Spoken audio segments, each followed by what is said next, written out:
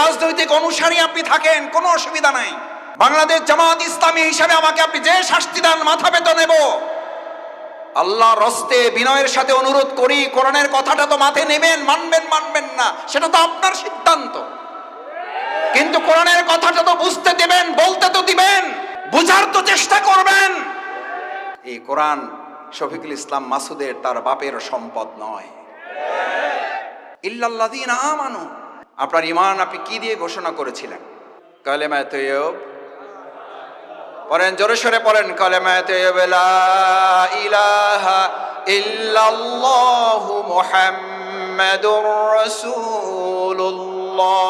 আরেকবার অন্তর দিয়ে পড়েন, লা ইলাহা ইল্লাল্লাহু মুহাম্মাদুর রাসূলুল্লাহ।